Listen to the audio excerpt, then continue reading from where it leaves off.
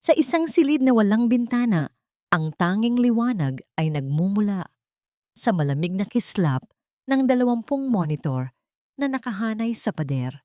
Dito nagkukubli si Ricardo Ricky del Rosario. Sa gitna ng kadiliman, siya ang Diyos ng kanyang sariling mundo, isang mundong gawa sa salamin, bakal at takot. Ang bawat screen ay isang bintana patungo sa iba't ibang bahagi ng kanyang malawak at tahimik na mansyon sa Ayala, Alabang. Nakikita niya ang perpektong pagkakasalansan ng mga libro sa aklatan, ang walang alikabok na piano sa sala, ang hardin kung saan hindi gumagalaw ang mga dahon sa kawalan ng hangin. Lahat ay nasa ayos, lahat ay kontrolado. Inangat niya ang tasa ng kape sa kanyang labi, ngunit matagal na itong malamig. Hindi na niya namalayan. Ang kanyang mga mata, na may bakas ng puyat at lumbay, ay nakapako sa iisang set ng mga screen, ang mga kamerang nasa silid tulugan at palaruan ng kanyang 3 anak, Miguel, Gabriel, at Angela. Ang kanyang 3 anghel, ang kanyang 3 bilanggo. Pinindot niya ang isang buton at ang audio mula sa silid ng mga bata ay pumuno sa kanyang tenga. Ang maririnig lamang ay ang mahinang ugong ng air conditioner at ang tunog ng mga laruang plastik na pinagbabangga ng isang yaya. Walang halakhak, walang iyakan, tanging isang nakabibinging katahimikan. Ito ang kanyang buhay sa loob ng 5 taon. Mula nang pumanaw ang kanyang asawang si Lourdes, ang mansyon ay naging isang muog at ang teknolohiya ang kanyang naging sandata laban sa kalupitan ng mundo. Para sa kanya, ang kaligtasan ay isang serye ng mga patakaran, mga medical protocol at walang hintong pagbabantay. Isang mahinang katok sa pinto ang pumutol sa kanyang pag-iisip. "Sir," sabi ng isang boses mula sa intercom, "nandito na po ang huling aplikante, si Miss Isabel Santos." Bumuntong hininga si Ricardo, ang pang-14 na aplikante sa loob ng 2 buwan. Tumingin siya sa screen na nakatutok sa may pintuan sa ibaba. Nakatayo roon ang isang babaeng payak ang kasuotan. May daladalang isang lumang itim na bag at may itsurang tila naliligaw sa karangyaan ng bahay. Wala itong itsura ng isang highly trained na medical professional na hinahanap niya. "Papasukin mo siya sa opisina." Utos niya. Ang boses ay kasing lamig ng hangin sa silid. Pagkalipas ng ilang minuto, magkaharap na sila sa malaking opisina ni Ricardo. Ang babae, si Isabel, ay tahimik na nakaupo sa silyang nasa harap ng kanyang mesa. Hindi ito makatingin ng diretso sa kanya. "Isabel Santos?" Simula ni Ricardo, binabasa ang resume nito na para bang isang listahan ng mga depekto. Walang medical background, walang certificate sa special needs care. Ang tanging karanasan mo ay pag-aalaga sa mga pamangkin mo sa probinsya. Hindi umimik si Isabel. Tanging isang bahagyang tango lamang ang kanyang isinagot. Nagsimulang ilatag ni Ricardo ang kanyang mga patakaran. Ang bawat salita ay matalas at walang emosyon. "Ang mga anak ko ay may specific dietary needs. Bawal ang gluten, bawal ang dairy. Ang kanilang schedule ay dapat sundin sa bawat minuto. Therapy mula 9:00 hanggang 11:00. Sensory play sa hapon. Bawal ang malakas na boses. Bawal ang biglaang paggalaw. Higit sa lahat, bawal silang hawakan ng walaang pahintulot mula sa akin o sa kanilang doktor." Malinaw ba? Muli, isang tango lang. Ngunit sa pagkakataong ito, inangat ni Isabel ang kanyang mukha. Sa kanyang mga mata, may nakita si Ricardo na hindi niya inaasahan. Hindi takot, hindi pagkasabik sa trabaho, kundi isang malalim at hindi maipaliwanag na kalungkutan. Isang kalungkutang tila pamilyar sa kanya. Bago pa man siya makapagsalita muli, isang nakatutulig na sigaw ang biglang umalingaw-ngaw mula sa intercom system na automatikong nag-activate kapag may malakas na ingay. Napatingin si Ricardo sa monitor na nagpapakita sa palaruan. Si Angela, ang kanyang bunso, ay nagwawala. Itinatapon nito ang mga laruan, isinisigaw ang mga salitang hindi maintindihan, at paulit-ulit na inuumpog ang ulo sa isang malambot na pader. Ang dalawang yaya na naroon ay hindi malaman ang gagawin. Sinusunod ang protocol. Huwag lalapit. Hayaan lang. Obserbahan. Manatili ka rito? Madiin na utos ni Ricardo kay Isabel habang ang kanyang mga daliri ay mabilis na nagpipindot sa keyboard, naghahanda na tawagan ang on-call na doktor. Ngunit hindi sumunod si Isabel. Dahan-dahan itong tumayo. Ang mga mata nito ay hindi na nakatingin kay Ricardo, kundi sa imahe ni Angela sa screen na may pag-aalala at pag-unawa. Anong ginagawa mo? Sinabi kong manatili ka rito. Sigaw ni Ricardo. Pero parang walang narinig si Isabel.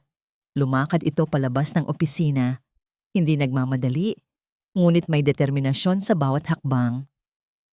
Sinundan siya ng tingin ni Ricardo sa mga monitor. Nakita niya itong pumasok sa palaruan. Pinigilan ito ng isang yaya, ngunit umiling lang si Isabel at marahang lumapit sa nagwawalang bata. Hindi niya ito pinigilan, hindi niya ito sinaway. Sa halip, umupo siya sa sahig, ilang talampakan ang layo mula kay Angela. Ginawang maliit ang kanyang sarili para hindi maging isang banta. At pagkatapos, sa gitna ng kaguluhan, nagsimula siyang kumanta. Isang mahinang hele, isang lumang kundiman mula sa probinsya. Ang tinig niya ay hindi perpekto, may bahagyang panginginig, ngunit puno ito ng isang bagay na matagal nang nawala sa mansyon na yon. Init. Dandansoy, bayaan ta ikaw. Pauli ako sa payaw. Napahinto si Ricardo sa kanyang ginagawa. Ang kanyang mga kamay ay nanatili sa ibabaw ng telepono. Ang kanyang buong atensyon ay nasa screen. Unti-unti, nabawasan ang pagsigaw ni Angela. Ang kanyang mga kamay na kanina'y nananakit sa sarili ay huminto sa paggalaw. Lumingon siya. Ang kanyang mga matang puno ng luha ay napako sa babaeng nakaupo sa sahig. Nagpatuloy si Isabel sa pagkanta. Ang kanyang tinig ay tila isang sinulid na humahabi ng kapayapaan sa hangin. Dahan-dahan, gumapang si Angela palapit sa kanya. Hindi ito hinawakan ni Isabel, hinayaan niya lang ang bata.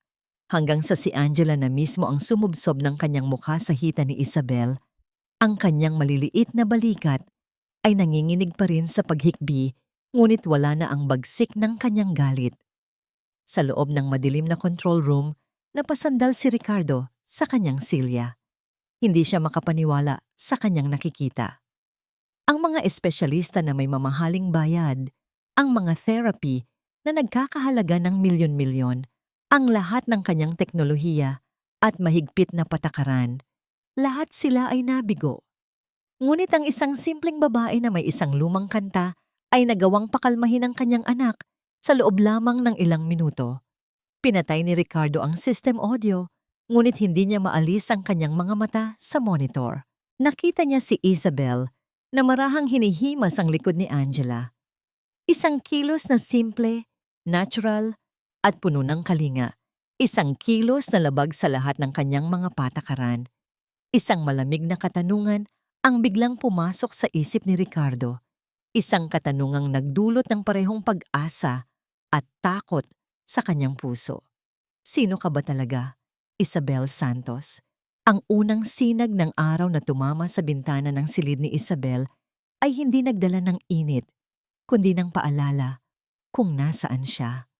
Isang maganda at malawak na kwarto, mas malaki pa sa buong bahay nila sa probinsya. Ngunit ang mga kasangkapan ay tila hindi nagagalaw. Ang hangin ay amoy, lemon-scented na panlinis, at ang katahimikan ay mabigat. Parang isang kumot na bumabalot sa buong mansyon. Ito ang kanyang unang opisyal na araw bilang tagapag-alaga ng mga anak ni Ginoong Ricardo del Rosario. Ang nangyari kahapon kay Angela ang nagbigay sa kanya ng trabaho. Ngunit alam niyang iyon din ang dahilan kung bakit ang bawat kilos niya ngayon ay masusing oobserbahan. Sa kusina, isang laminated na menu at schedule ang nakadisplay sa pader. Maging ang pagkain ay may protocol. Sinunod niya ang lahat. Ang oatmeal na may sukat na almond milk, ang hiniwang prutas na walang buto. Habang naghahanda siya, wala siyang ibang marinig, kundi ang mahinang ugong ng refrigerator at ang tunog ng kanyang sariling paghinga. Walang radyo, walang usapan ng mga kasambahay, walang tawanan. Ang bahay na walang halakhak, iyon ang unang pumasok sa isip niya. Nang dalhin niya ang agahan sa palaruan, naroon na ang 3 bata. Bawat isa ay nasa kani-kanilang mundo. Si Angela ay nakaupo sa isang sulok, yakap-yakap ang isang unan. Si Gabriel ay nakatingin sa kawalan, marahang iwinawagayway ang kanyang mga kamay. Si Miguel naman ay nasa ilalim ng isang maliit na mesa, abala sa pag-iikot ng gulong ng isang laruang kotse. Magandang umaga, mga anghel. Mahinang batiin ni Isabel, isang ngiti sa kanyang labi, kahit alam niyang walang sasagot. Inilapag niya ang kanilang pagkain sa maliliit na mesa. Kinain nila ito nang walang imik, tulad ng mga robot na sumusunod sa program. Pagkatapos, sinubukan ni Isabel na simulan ang sensory play na nakasulat sa schedule. Naglabas siya ng clay, ng beads, ng iba't ibang tela. Ngunit walang nagpakita ng interes. Ang mga laruan ay nanatiling hindi nagagalaw. Habang nakaupo siya sa sahig, pinagmamasdan ng mga bata. Hindi niya maiwasang maramdaman ang mga matang nakatingin sa kanya. Alam niyang nandoon ang mga kamera. Bawat sulok, bawat anggulo. Pakiramdam niya ay isa siyang isda sa loob ng isang akwaryo. Bawat galaw ay sinusuri. Ngunit kailangan niyang subukan. Hindi para sa lalaking nasa likod ng mga monitor, kundi para sa 3 batang tila nakakulong sa kanilang sariling katahimikan. May naalala siya. Mula sa kanyang lumang bag, kinuha niya ang isang bagay na baon niya sa loob ng maraming taon. Isang hand puppet na unggoy, gawa sa medyas, na may mga butones para sa mata. Kupas na ang kulay nito at medyo tastas na ang sinulid sa bibig. Ngunit para kay Isabel, ito ay isang kayamanan. Isinuot niya ito sa kanyang kamay. Kilala niyo ba si Kiko Matsing? Sabi niya sa isang masayang boses, iginagalaw ang puppet. Gusto raw niyang makipaglaro. Walang reaksyon mula kina Angela at Gabriel. Ngunit si Miguel, ang batang ayaw na ayaw magpahawak at laging nasa ilalim ng mesa, ay napahinto sa pag-ikot ng gulong.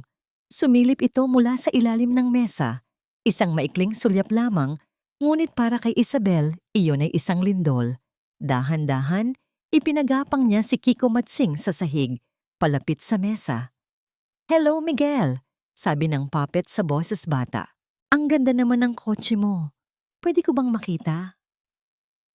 Hindi gumalaw si Miguel. Nakatitig lang ito sa puppet. Ang kanyang maliliit na mata ay nagpapakita ng kuryosidad sa unang pagkakataon. Inilahad ni Isabel ang kamay na may puppet. Naghintay siya at pagkatapos ng ilang segundo na parang isang oras, dahan-dahang iniabot ni Miguel ang hawak nitong kotse. Hindi sa kamay ni Isabel, kundi sa bibig ng puppet na unggoy. Isang mainit na kuryente ang dumaloy sa buong katawan ni Isabel.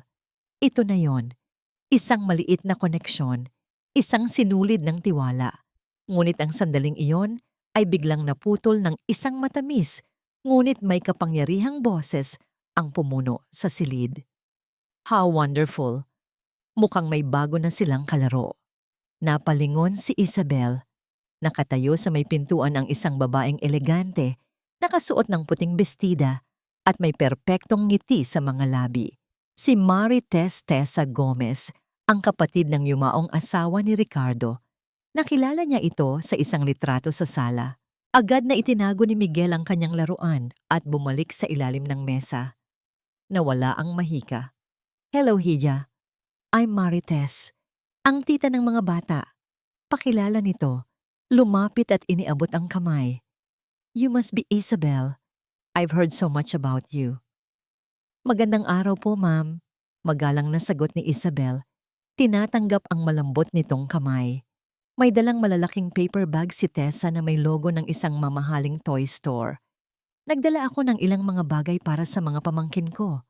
Sabi nito, inilalabas ang mga bagong robot at kumikinang na manika. It's important they get the best stimulation, di ba? May diin sa salitang best. At naramdaman niyo ni Isabel. Tumingin si Tessa sa kupas na puppet sa kanyang kamay at ngumiti ng matamis. That's cute. Traditional. Naglakad si Tessa palibot sa silid. Hinahaplos ang ulo ng mga bata na tila hindi naman siya nararamdaman. They are so fragile, you know. Bulong nito kay Isabel. Ang ngiti ay hindi nawawala sa kanyang mukha. One small mistake. One wrong move. It can set them back for months.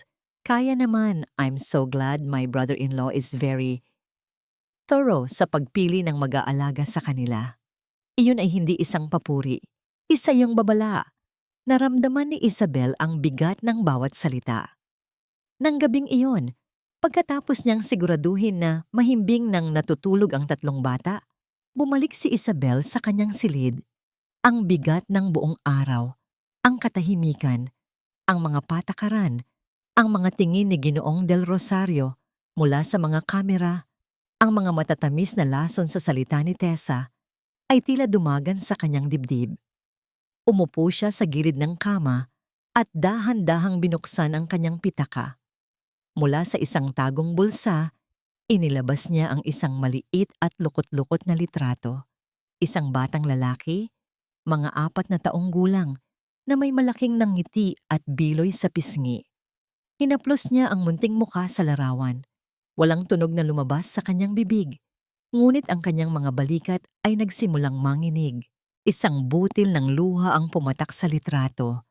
Sinundan ng isa pa, hanggang sa ang kanyang tahimik na pag-iyak ay naging isang daloy ng pighating matagal na niyang kinikimkim. Nang tumahan siya, ibabalik na sana niya ang litrato nang may napansin siyang isang kislap sa may dingding, malapit sa isang painting ng mga bulaklak. Pinunasan niya ang kanyang mga mata. Tinitigan niya itong mabuti. Hindi iyon alikabok. Hindi iyon sinag ng buwan. Iyon ay isang perpektong bilog na kislap ng liwanag na tumatama sa isang bagay na salamin. Dahan-dahan siyang tumayo at lumapit. Sa pagitan ng mga petalya ng ipinintang bulaklak, nakatago sa anino, naroon ito. Isang maliit na lente ng kamera, hindi mas malaki sa dulo ng isang ballpen na diretsyong nakatutok sa kama kung saan siya nakaupo. Alam niyang may mga kamera sa bahay, ngunit ang isang ito ay iba. Ito ay tago. Ito ay pailalim. Isang matinding kilabot ang biglang gumapang sa kanyang likuran. Mas malamig pa kaysa sa aircon ng mansyon. Hindi lang siya inoobserbahan, siya ay minamanmanan. Ang mga salita mula sa business meeting ay parang langaw na umuugong sa tenga ni Ricardo. Synergy, quarterly projections, market disruption. Nakatitig siya sa mukha ng kanyang chief financial officer sa isa sa kanyang mga monitor. Tumatango sa mga tamang pagkakataon, ngunit ang kanyang isip ay nasa ibang lugar. Ang kanyang mga mata ay palihim na sumusuyulyap sa screen na nasa gitna ng lahat, ang live feed mula sa palaruan ng mga bata. Ilang linggo na ang nakalipas mula nang dumating si Isabel. At sa loob ng ilang linggong iyon, isang unti-unting pagbabago ang naganap sa mga dati walang buhay na video feed. Ang mga screen na dati nagpapaya, nagpapakita lang ng katahimikan at paulit-ulit na paggalaw ay nagkaroon ng mga kwento. Nakita niya kung paanong ginamit ni Isabel ang puppet na si Kiko Matsing para pakainin si Miguel nang hindi ito nagtatago sa ilalim ng mesa. Napanood niya kung paano nito tinuruan si Angela na idaan sa pagpinta ang kanyang pagkadismaya sa halip na sa pagsigaw. At si Gabriel, ang kanyang pinakatahimik na anak, ay nagsimulang umupo malapit kay Isabel, hindi pa rin nagsasalita. Ngunit ang presensya nito ay tila isang malaking hakbang na. Pinapanood ni Ricardo ang lahat ng ito na may halong pagkamangha at pag-aalinlangan. Ang mga pamamaraan ni Isabel ay simple, malayo sa mga komplikadong behavioral charts at therapy modules na pinaglaanan niya ng daan-daang libo. Ngunit gumagana ito at iyon ang nakakabagabag sa kanya. Dahil kung tama si Isabel, ibig sabihin, sa loob ng 5 taon, mali siya. "Ricky, are you with us?" Tanong ng boses mula sa speaker. "Yes, of course," mabilis na sagot ni Ricardo. Pilit na ibinalik ang atensyon sa pulong. "The projections look solid. Let's proceed." Ngunit muling nalihis ang kanyang tingin. Sa monitor, nakita niya si Isabel at ang mga bata na naglalaro ng stacking blocks. Isang simpleng laro. Ngunit para sa kanyang mga anak, ang koordinasyon at pasensya na kailangan dito ay parang pag-akyat sa isang bundok. Isang maling galaw lang ni Angela at gumuho ang toreng pinagtutulungan nilang buuin. Kinabahan si Ricardo. Ito ang mga sandaling pinakakinatatakutan niya. Ang pagkadismaya, ang posibleng pagwawala. Inihanda niya ang kanyang daliri sa buton para i-mute ang audio ng kanyang meeting, ngunit hindi sumigaw si Angela. Tumingin lang ito sa nagkalat na mga blok. Ang kanyang munting bibig ay namimilog na sa pag-iyak. Bago pa man bumuhos ang kanyang mga luha, nagsimulang kumanta si Isabel. Ang pamilyar na Hele. Ang kantang unang narinig ni Ricardo sa araw na yon sa kanyang opisina. "Dandansoy, bayaan ta ikaw." Ang tinig ni Isabel ay mahinahon, parang isang alon na humahampas sa dalampasigan, hinuhugasan ang lahat ng tensyon sa silid. Napakalma nito si Angela, ngunit hindi lang yon. May narinig si Ricardo na isang kakaibang tunog, isang mahinang ugong. Sa una, inakala niyang feedback lang yon mula sa high-sensitivity microphone na ipinakabit niya, ngunit naroon ulit. Isang mababa, bahagyang sintonadong himig. Hmm, hmm, hmm. Hindi iyon galing kay Isabel. Ipinolap ni Ricardo ang audio visualizer sa kanyang system. May 2 sound waves na nakarehistro. Ang isa ay ang malinaw at matatag na tinig ni Isabel. Ang isa naman ay mahina, nanginginig. Ngunit naroon. Pinindot niya ang zoom function. Itinutok ang kamera kay Gabriel, ang kanyang anak na hindi kailanman gumawa ng anumang sinasadyang tunog. Ang kanyang anak na ayon sa mga doktor ay maaaring hindi na kailanman matututong magsalita. Nakaupo si Gabriel, nakatingin pa rin sa kawalan, ngunit ang kanyang mga labi ay bahagyang nakaawang. At mula roon, lumalabas ang himig. Sinusubukan nitong sabayan ang kanta ni Isabel. Isang malakas na kalabog ang umalingaw-ngaw sa loob ng dibdib ni Ricardo, na parabang ang puso niya mismo ang nahulog mula sa isang mataas na lugar. Nabitawan niya ang mouse. Ang mukha ng kanyang CFO ay nagsasalita pa rin sa screen, ngunit para kay Ricardo, ang boses nito ay naging isang malayong ingay na lamang, tila nanggagaling sa ilalim ng tubig.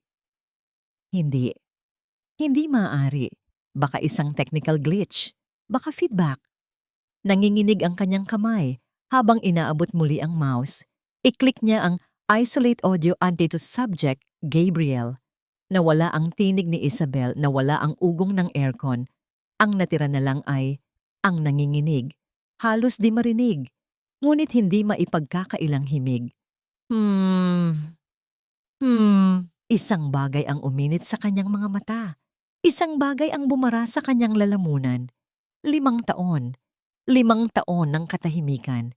5 taon ng mga ulat mula sa mga doktor na nagsasabing, "Huwag kang umasa. Tanggapin mo na lang. Minimal progress is still progress."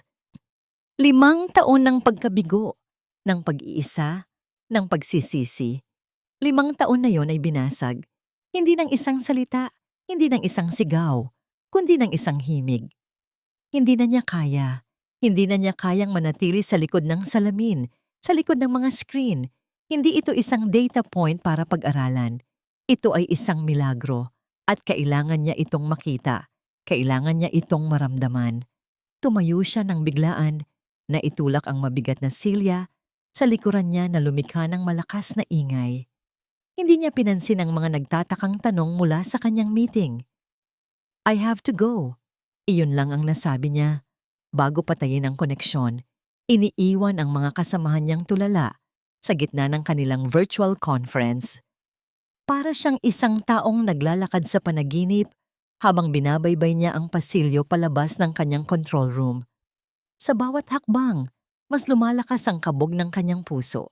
Ito ang unang pagkakataon sa loob ng maraming taon na bababa siya sa palaruan ng mga bata nang walang nakatakdang appointment o medical reason.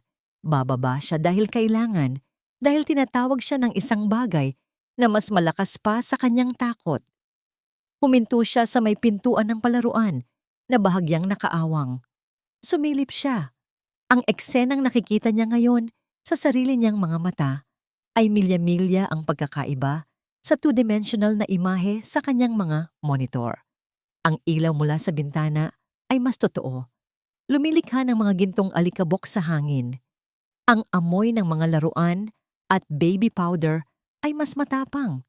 At ang himig ni Gabriel, kahit mahina, ay tila isang kulog sa kanyang pandinig. Nandoon si Isabel, nakaupo sa sahig. Ang likod ay nakaharap sa kanya. Nakapalibot sa kanya ang tatlong bata. Si Angela ay nakasandal sa kanyang braso. Si Miguel ay tahimik na naglalatag ng mga blok sa kanyang paanan. At si Gabriel ay nakaupo sa kanyang tabi, patuloy sa mahina nitong pag-ugong. Para silang mga planeta na umiikot sa kanilang sariling araw. Isang maliit at mainit na pamilya sa gitna ng malamig at malawak na kalawakan ng mansyon.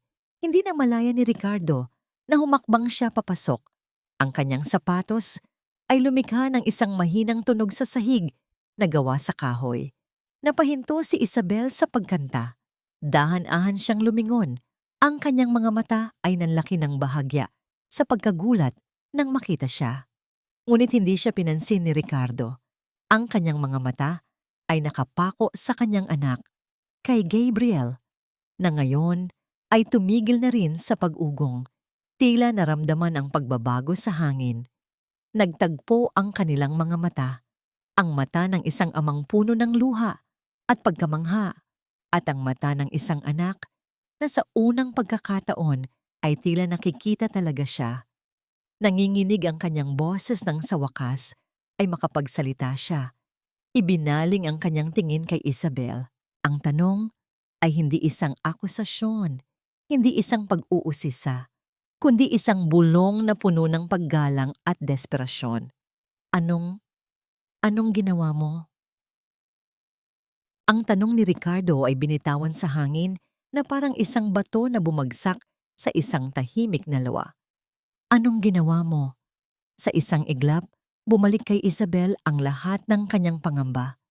Ang init na naramdaman niya kanina dahil sa maliit na tagumpay ni Gabriel ay biglang napalitan ng kilabot. Nalabag ba niya ang pinakamahalagang utos? Ang utos na huwag gumawa ng anumang bagay na wala sa protocol? "Papasensya na po, sir," nauutal niyang sabi.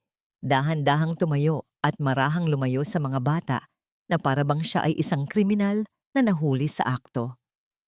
"Kumakanta lang po ako. Hindi ko po sinasadya." "Hindi!" putol ni Ricardo. Ang boses niya ay mahina, ngunit matatag. Umiling siya at sa pagkakataong yun, sa ilalim ng liwanag ng hapon na tumatagos sa bintana, nakita ni Isabel ang isang bagay sa mga mata ng kanyang amo na hindi pa niya nakikita dati. Hindi galit, hindi pagdududa, kundi isang hilaw at hindi maitagong pagniningning. Tila mga matang nakakita ng bukal sa gitna ng isang disyerto. Hindi na muling nagsalita si Ricardo. Tumalikod lang ito at umalis. Iniwan si Isabel na tulala at naguguluhan. Simula sa araw na yon, nagbago ang lahat. Ang presensya ni Ricardo del Rosario ay hindi na lamang isang pakiramdam na nanggagaling sa mga tago at malamig na lente ng kamera. Nagsimula itong magkaroon ng pisikal na anyo. Sa hapon, Sa halip na manatili sa kanyang control room, bumababa na siya. Hindi siya nagsasalita. Nakaupo lang siya sa isang silya sa sulok ng palaruan. May hawak na tablet na kunwari binabasa niya. Ngunit nararamdaman ni Isabel ang kanyang mga mata na sumusulyap sa kanila. Inoobserbahan ang bawat laro, bawat kanta, bawat maliit na interaksyon. Dahil dito, mas lalong naging maingat si Isabel sa bawat kilos niya. Ang bawat paghaplos sa buhok ni Angela, ang bawat pag-abot ng laruan kay Miguel, ay tila may bigat ng kanyang paghatol. Pakiramdam niya ay palagi siyang may exam na hindi niya alam kung paano papasa. Isang hapon, habang tinutulungan ni Isabel si Gabriel na ayusin ang isang puzzle, narinig niya ang boses ni Ricardo mula sa pasilyo. "Cancel my 4 o'clock. Yes, the board meeting. Tell them something urgent came up." Sabi nito sa kausap sa telepono. "Yes, a family matter. It's very important." Pagkatapos ay pumasok ito sa palaruan at umupo sa dati nitong pwesto. Isang board meeting. Kinansela nito ang isang board meeting para lang umupo roon at manood sa kanila. Isang mainit na pakiramdam ang gumapang sa pisngi ni Isabel at bigla niyang nahanap na napakahirap itugma ang huling piraso ng puzzle sa kanyang kamay. Ang maliliit na pagbabagong ito ay nagpatuloy hanggang sa isang gabi. Ang kalikasan mismo ang gumawa ng isang malaking pagbabago. Isang malakas na bagyo ang nanalasa sa Maynila. Ang hangin ay humahagupit sa labas at ang ulan ay parang mga batong ibinabato sa mga bintanang salamin ng mansyon. Ang mga bata ay hindi mapakali. Ang malakas na kulog ay nagdulot ng takot sa kanila, lalo na kay Angela na nagsisimula nang magpakita ng senyales ng pagwawala.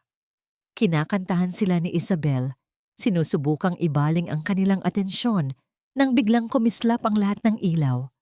Isang saglit na katahimikan na sinundan ng isang malakas na pagkulog. At pagkatapos, kadiliman, total na blackout. Ang tanging liwanag ay ang paminsan-minsang pagkidlat sa labas.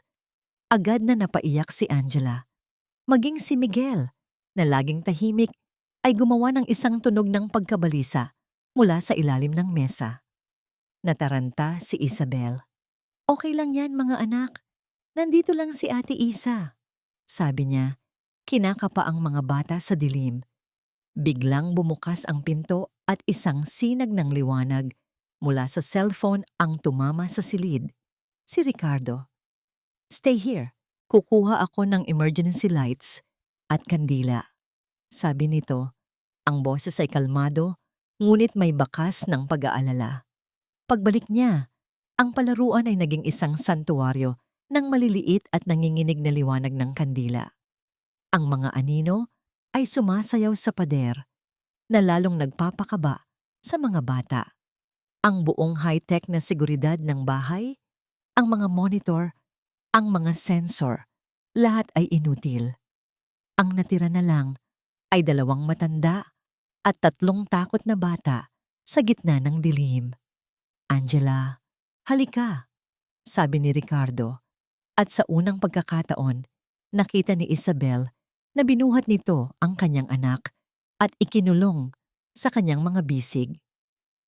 Umupo si Isabel sa sahig at sinimulang kantahin muli ang hele. Hinila niya si Gabriel palapit sa kanya. Si Miguel naman ay nanatili sa ilalim ng mesa, ngunit ang kamay nito ay nakahawak sa laylayan ng palda ni Isabel. Sa liwanag ng kandila, hindi na sila amo at empleyado.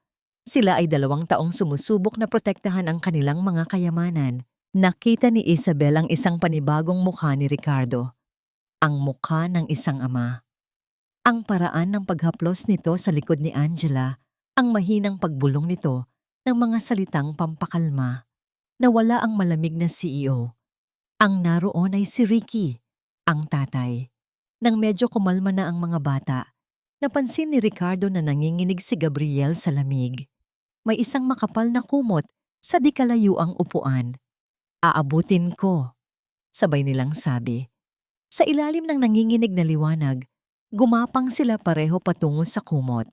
Ang kanilang mga atensyon ay nasa mga bata pa rin. Inabot ni Isabel ang dulo ng kumot at sa parehong sandali, inabot din ito ni Ricardo. Ang kanilang mga kamay ay nagdikit. Hindi yon isang malakas na pagtama, isang dampi lang. Ngunit para kay Isabel, para itong 1,000 boltahe ng kuryente na dumaloy sa kanyang buong katawan. Mainit, magaspang ng bahagya. Ang balat ng isang lalaki, bigla, ang kamalayan niya sa presensya nito ay naging 100%. Ang amoy ng kanyang pabango na halos sa amoy ng ulan. Ang tunog ng kanyang paghinga na mas malapit kaysa dati. Mabilis niyang binawi ang kanyang kamay na para bang napaso. Ganoon din ang ginawa ni Ricardo. Isang sandali nang nakabibinging pagkailang ang namagitan sa kanila. Mas malakas pa sa ugong ng bagyo sa labas. Sige, ikaw na. Halos pabulong na, sabi ni Isabel, hindi makatingin sa kanya. Walang nagsalita abang maingat na kinukumutan ni Ricardo ang mga bata. At sa ganoong ayos sila inabutan ng pagbabalik ng kuryente. Ang biglaang pagliwanag ng mga ilaw ay malupit at walang awa. Agad nitong winasak ang munting mundo na kanilang binuo sa dilim. Muli, nakita nila ang isa't isa ng malinaw. Tumayo si Ricardo, pinagpagan ng kanyang pantalon at muling isinuot ang kanyang maskara ng pagiging formal. Tumayo rin si Isabel, iniiwasan ang kanyang tingin. Nagsimula nang maglakad si Ricardo palabas ng silid. Ngunit bago siya tuluyang makalabas, huminto ito sa may pintuan. Lumingon ito sa kanya. Tinitigan siya nito, mula ulo hanggang paa, na para bang ngayon lang talaga siya nakita. Nagsimula siyang magsalita. Pagkatapos ay huminto. Tila hinahanap ang tamang salita. Malinaw ka pala sa personal. Pagkatapos ay tumalikod na ito at tuluyan ng umalis. Iniwan si Isabel na nakatayo roon. Ang kanyang puso ay kumakarera. Sinusubukang unawain ang dalawang kahulugan ng mga salitang binitiwan nito. Ang mga salitang mas malinaw ka pala sa personal ay paulit-ulit na tumatakbo sa isip ni Ricardo kahit pa ilang araw na ang lumipas. Ang mga salitang yon ay binitiwan niya ng walang gaanong pag-iisip, isang simpleng obserbasyon na isinilang mula sa pagkamangha. Ngunit habang tumatagal, mas lumalalim ang kahulugan nito para sa kanya. Sa likod ng mga monitor, si Isabel Santos ay isang set ng data, isang epektibong caregiver na may hindi maipaliwanag na abilidad na kumonekta sa kanyang mga anak. Ngunit sa personal, sa liwanag ng kandila, sa gitna ng unos, si Isabel Santos ay isang babae. Isang babaeng may mainit na mga kamay, may mga matang nakakakita ng higit pa sa karamdaman ng kanyang mga anak, at may tinig na kayang magpatigil ng bagyo, sa labas man o sa loob ng kanyang puso. Ang realisasyong yon ay sabay na nagbigay sa kanya ng pag-asa at takot. Ang pag-asa ay isang bagong pinto na bumubukas. Ang takot ay dahil ang pintong iyon ay matagal na niyang isinara at sinusi. At sa likod nito ay naroon ang alaala ni Lourdes.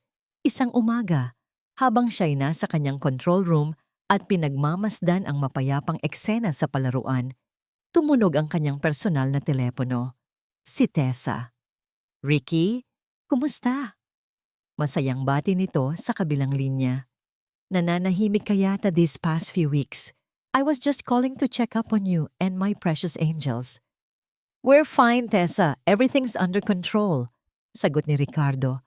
Ang kanyang mga mata ay hindi umaalis sa monitor kung saan tinutulungan ni Isabel si Miguel na magsuot ng sapatos. "Oh, I'm sure it is. Lalo na't may bago ka rawng miracle worker," sabi ni Tessa. May halong panunokso sa kanyang boses. Ang sabi ng mga kasambahay, "She's very good. I'd love to meet her properly. Dadaan ako for lunch today, okay? Don't worry, I'll bring food."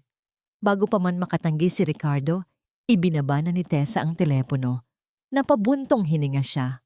Ang pagdalaw ni Tessa ay laging parang isang inspeksyon na nakabalot sa matatamis ng ngiti at mamahaling regalo. Sa pananghalian, gaya ng inaasahan, dumating si Tessa na may dalang mga pagkain mula sa isang sikat na restaurant. Ang mahabang mesa sa dining room na bihirang magamit ay muling napuno ng buhay. "Isabel, Hija, halika't sumabay ka sa amin," anyaya ni Tessa sa nag-aalangang si Isabel. "You're part of the family now, aren't you?" Walang nagawa si Isabel kundi ang maupo sa dulo ng mesa, tila isang ibon na napadpad sa pugad ng mga agila. Ang usapan sa simula ay puro papuri. "You have a gift, Isabel," sabi ni Tessa habang hinihimay ang isda sa kanyang plato. "Imagine, Gabriel is humming. The specialists are baffled. They can't explain it. But you did it with just a song."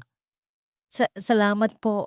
Mahinang tugon ni Isabel, hindi komportable sa atensyon. "It's like mother's instinct, no?" Pagpapatuloy ni Tessa, lumingon ito kay Ricardo na may makahulugang tingin. Parang ganun din si Lourdes. She had this natural warmth. Hindi lahat ng tao may ganoon. Natahimik si Ricardo. Ang pagbanggit sa pangalan ng kanyang asawa ay laging nagdudulot ng isang kirot sa kanyang dibdib. Pagkatapos ng ilang sandali ng katahimikan, muling nagsalita si Tessa. Ang kanyang boses ay biglang naging seryoso at malungkot. "Hi. May nabasa nga pala ako sa news kanina. It's so tragic. Nakakaiyak talaga." Natural na nakuha niya ang atensyon ng lahat. It was about this family. May anak din silang special. At ang caregiver, sobrang bait at maalaga. Mahal na mahal niya yung bata. Pagkukwento niya, ang kanyang mga mata ay nagpapakita ng awa. Isang gabi, nilagnat yung bata at yung caregiver, sa sobrang pag-aalala, ginamit niya yung mga natutunan niyang folk medicine sa probinsya nila.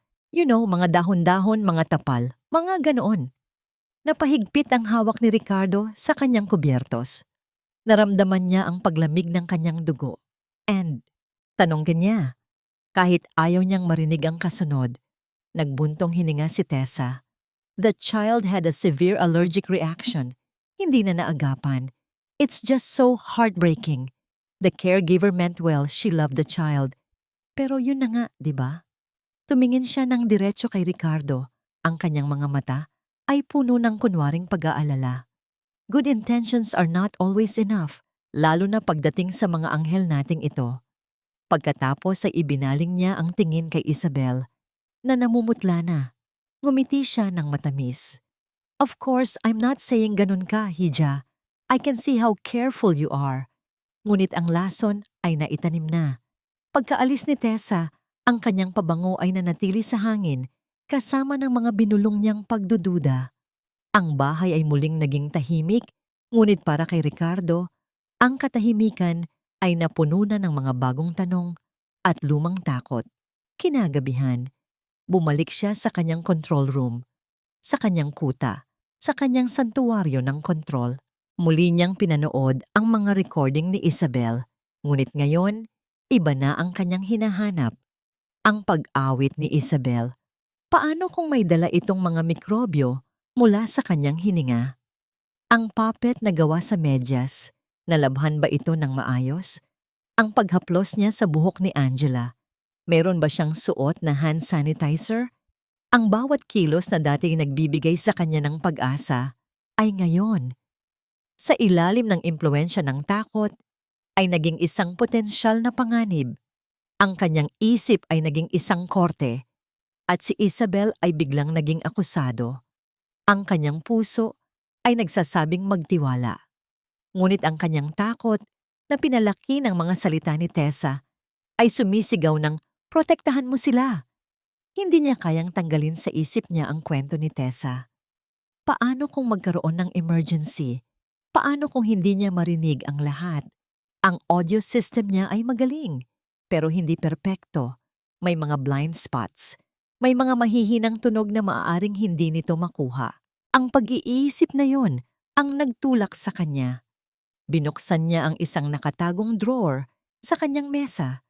Sa loob nito ay isang maliit na kahon. Kinuha niya ito. Isang state-of-the-art, high-sensitivity, wireless microphone. Isang bagay na kaya niyang ikabit ng hindi napapansin. Isang bagay na kayang kunin ang kahit pinakamahinang bulong o ang unang senyales ng isang hirap na paghinga. Pinikit niya ang kanyang mga mata. Sinusubukang kumbinsihin ang sarili. Para ito sa kaligtasan nila. Hindi dahil hindi ako nagtitiwala sa kanya. Para lang makasiguro, isang upgrade lang sa system. Ngunit sa kaibuturan ng kanyang puso, alam niya ang totoo. Siya ay muling nagtatayo ng pader. At ang unang ladrilyo ay ang maliit na device na nasa kanyang palad.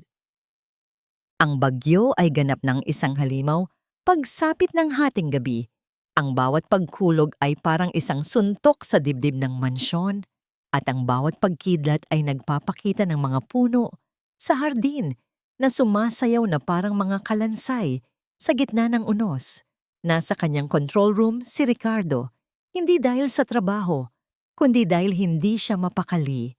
Ang mga salita ni Tessa ay parang laso na kumakalat sa kanyang sistema at ang bagyo sa labas ay tila isang pisikal na manifestasyon ng kaguluhan sa kanyang isip. Ang kanyang atensyon ay nakatutok sa mga monitor ng silid ng mga bata at ang audio ay pinalakas niya. Salamat sa bagong mikropono na ikinabit niya ng palihim sa ilalim ng isang lampara para lang makasiguro, sabi niya sa sarili. Sa una, ang tanging maririnig ay ang mahimbing na paghinga ng kanyang mga anak at ang ugong ng ulan. Ngunit pagkatapos, may narinig siyang isang tunog na nagpatayo ng lahat ng balahibo sa kanyang batok. Isang ubo. Mahina, ngunit basag, galing kay Miguel. Agad na tinutok ni Ricardo ang lahat ng kamera kay Miguel. Nakita niya ang kanyang anak na hindi mapakali sa pagkakahiga. Sinundan ito ng isa pang ubo, mas malakas na ngayon. Gamit ang kanyang system, chinek niya ang thermal sensor na nakakabit sa kama ng bata. Ang numerong lumabas sa screen ay nagpadala ng yelo sa kanyang mga ugat. 39.8 degrees Celsius. Mabilis ang kanyang pagkilos, sumusunod sa emergency protocol na siya mismo ang gumawa. Isang pindot sa intercom at ginising niya si Isabel. Isabel, si Miguel may lagnat. Sundin mo ang fever protocol alpha. Nasa first aid cabinet ang gamot. I-monitor mo ang temperatura niya every 15 minutes. Papunta na ako dyan. Pagdating niya sa silid ng mga bata, naroon na si Isabel. Pinupunasan ng maligamgam na tubig ang noo ni Miguel. Ang mukha ni Isabel ay kalmado, ngunit ang kanyang mga mata ay nagpapakita ng matinding pag-aalala. Napainom ko na po siya ng paracetamol, sir. Ulat nito. Good. Let's wait, sabi ni Ricardo. Sinusubukang maging kalmado, ngunit ang kanyang puso ay kumakarera. Kinuha niya ang kanyang telepono para tawagan ang on-call pediatrician. Walang dial tone. Sinubukan niya ulit. Wala. The phone line is dead. Sinubukan niya ang internet sa kanyang tablet. Connection failed. Napapaligiran sila ng pinakabagong teknolohiya. Ngunit ang simpleng bagyo ay ginawa silang lahat na inutil. Isinumpa niya ang sarili. Lumipas ang 15 minuto. Kinuha muli ni Isabel ang temperatura. Sir, 40.2. Tumataas. Hindi gumagana ang gamot. At doon nagsimula ang pinakamasama. Ang maliit na katawan ni Miguel ay biglang nanigas. Ang kanyang mga mata ay pumutingin sa itaas at ang kanyang mga braso at binti ay nagsimulang mangisay. Convulsion! Sigaw ni Isabel. Isang takot na hindi pa nararamdaman ni Ricardo mula nang mamatay si Lourdes ang biglang bumalot sa kanya. Para siyang nalulunod. Ang lahat ng kanyang paghahanda, lahat ng kanyang mga protocol ay walang silbi sa harap ng nangyayari. Ang kanyang anak ay nasa panganib sa harap mismo ng kanyang mga mata. At sa kasagsagan ng kanyang panik, ang pinakamasama ay nangyari. Kumidlat ng napakalakas na sinundan ng isang kulog na yumanig sa buong bahay. At pagkatapos, namatay ang lahat ng ilaw. Kadiliman. Ang tanging gumagana na lang ay ang emergency power para sa iilang security cameras, kasama na ang nasa silid ng mga bata. Bumalik si Ricardo sa kanyang control room, tumatakbo na parang isang taong nasusunugan para lang makita ang nangyayari. Sa isang maliit, grainy at black and white na screen, napanood niya ang bangungot na nagaganap. Nakita niya si Isabel na mabilis at mahusay na kumikilos sa dilim, gamit lang ang ilaw mula sa cellphone nito. Inihiga nito si Miguel sa sahig, sa recovery position, para hindi ito mabulunan. Walang pagpapanik. Tanging determinasyon. Sumisigaw si Ricardo sa intercom, kahit alam niyang hindi na ito gumagana. Gawin mo ang lahat, Isabel. Gawin mo ang lahat. Lumipas ang ilang minuto na parang walang hanggan. Huminto ang convulsion, ngunit ang katawan ni Miguel ay parang baga sa init at ang kanyang paghinga ay mababaw at mabilis. Biglang nagsalita si Isabel na para bang kinakausap ang sarili. Hindi na to kaya ng gamot. Kailangang mapababa ang lagnat niya. Ngayon na. Nakita siya ni Ricardo sa monitor na tumakbo palabas ng silid. Bumalik ito pagkalipas ng ilang sandali. Basang-basa ng ulan. May dalang mga dahon ng isang halaman mula sa hardin. Sir Ricardo? Sigaw nito. Tumitingin sa direksyon ng isa sa mga kamera. Alam na nanonood siya. Sir, may paraan po. Itong mga dahon. Nakakapagpababa po ito ng lagnat. Ginamit to ng nanay ko sa amin dati. Pero kailangan ko po ng permiso ninyo. Nag-freeze si Ricardo. Ang kanyang dugo ay tila naging yelo. Ang mga salita ni Tessa ay bumalik sa kanya. Isang demonyong bumubulong sa kanyang tenga. Mga dahon-dahon. Mga tapal.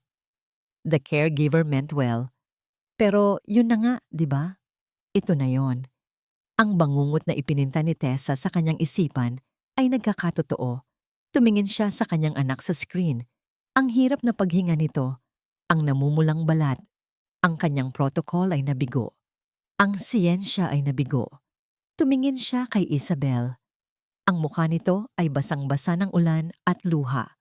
Ngunit ang kanyang mga mata ay nag-aalab sa determinasyon. Nagmamakaawa ito. Humihingi ng tiwala. Ang isip ni Ricardo ay isang battlefield. Ang takot laban sa desperasyon. Ang protocol laban sa instinct. Ang mga sinabi ni Tessa laban sa lahat ng nakita niyang ginawa ni Isabel sa loob ng mga nakaraang linggo. Sir, parang awa niyo na. Pagmamakaawa muli ni Isabel. Wala na po tayong oras. Sa grainy na imahe ng security camera, nakikita ni Ricardo ang sarili niyang multo. Isang lalaking nakatayo sa harap ng isang desisyong medikal. Maraming taon na ang nakalipas. Isang desisyon na pinagsisihan niya habang buhay. Hindi na niya hahayaang maulit iyon. Hindi na siya magpaparalisa sa takot. Nanginginig ang buong katawan niya. Pinindot niya ang talk button sa kanyang intercom. Kahit walang kasiguraduhan kung may baterya pa ito. Isinagad niya ang volume. Gawin mo, sabi niya. Ang kanyang boses ay basag at puno ng pagsuko. Gawin mo na. Hindi niya alam kung narinig siya ni Isabel o kung kumilos na lang ito dahil sa desperasyon. Ngunit sa monitor, nakita niya itong nagsimulang durugin ng mga dahon. At pagkatapos, sa isang kilos na para bang isang sagradong ritual, dahan-dahan niyang idinampi ang mga dinurog na dahon sa noo, dibdib, at mga talampakan ng kanyang anak. Ang eksenang yon, na nakunan ng itim at puting kamera, ay nakatatak sa kanyang isipan. Isang babae, sa liwanag ng cellphone, na nagsasagawa ng isang sinaunang lunas sa kanyang anak. Isang eksenang, kung walang konteksto, ay maaaring magmukhang kakaiba, mapanganib. At pagkatapos, naghintay sila. Dumaan ang 1 minuto, 2, 3, at dahan-dahan, sa thermal camera na may sariling baterya, nakita ni Ricardo ang pagbabago. Mula sa matingkad na pula, ang kulay ng katawan ni Miguel ay dahan-dahang nagiging orange tapos dilaw. Ang mabilis nitong paghinga ay nagsimulang bumagal, nagiging mas malalim mas panatag. Napahawak si Ricardo sa kanyang mesa para suportahan ang sarili. Ang kanyang mga tuhod ay biglang nanghina. Ang tensyon sa kanyang katawan ay bumigay at napaluhod siya sa malamig na sahig ng kanyang control room. Doon, sa gitna ng kadiliman, habang pinapanood ang kanyang anak na ligtas na ngayon, humagulgol ang lalaking matagal nang nawalan ng pananampalataya, hindi sa Diyos, kundi sa tao. Nakatitig siya sa imahe ni Isabel sa screen na ngayon ay yakap-yakap na si Miguel. At sa sandaling iyon, hindi niya alam kung ano ang mas nangingibabaw sa kanyang puso.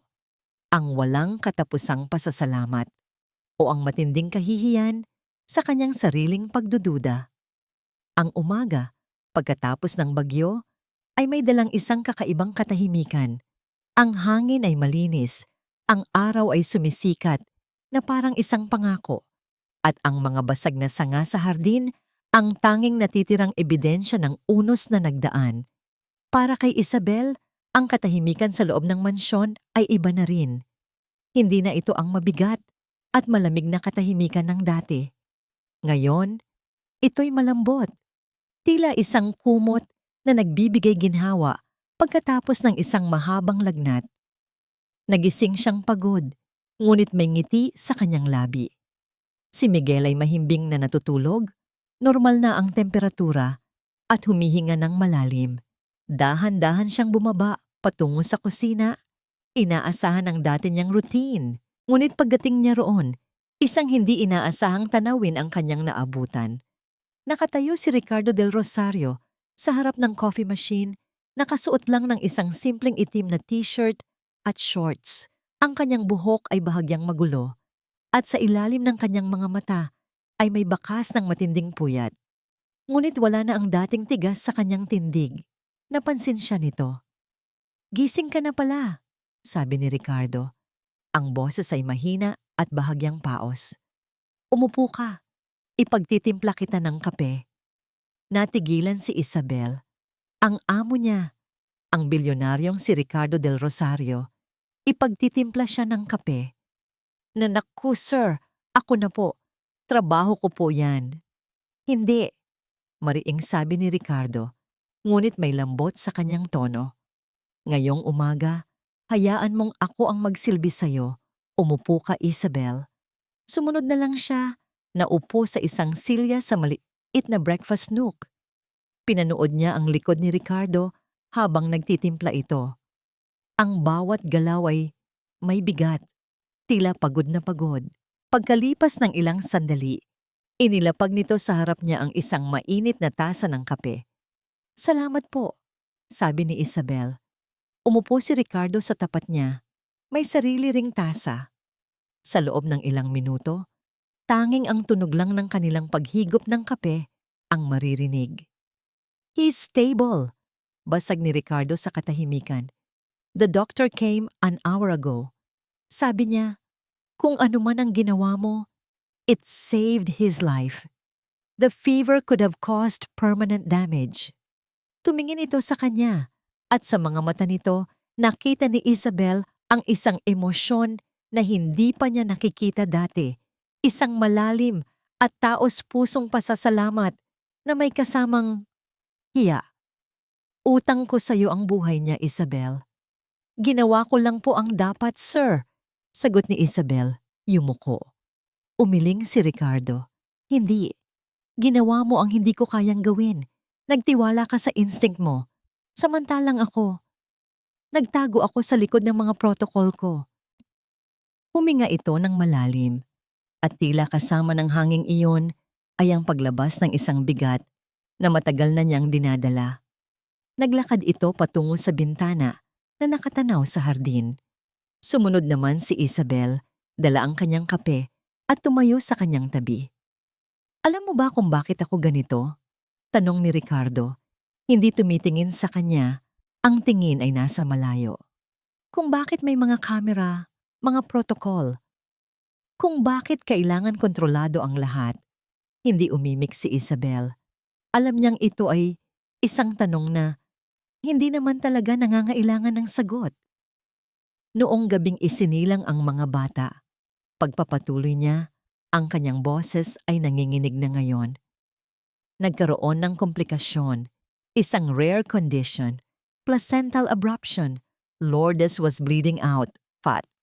Napahawak si Isabel sa kanyang dibdib. The doctors gave me a choice, sabi ni Ricardo. At ngayon, tumingin na ito sa kanya. Ang kanyang mga mata ay puno ng mga luhang pilit na pinipigilan.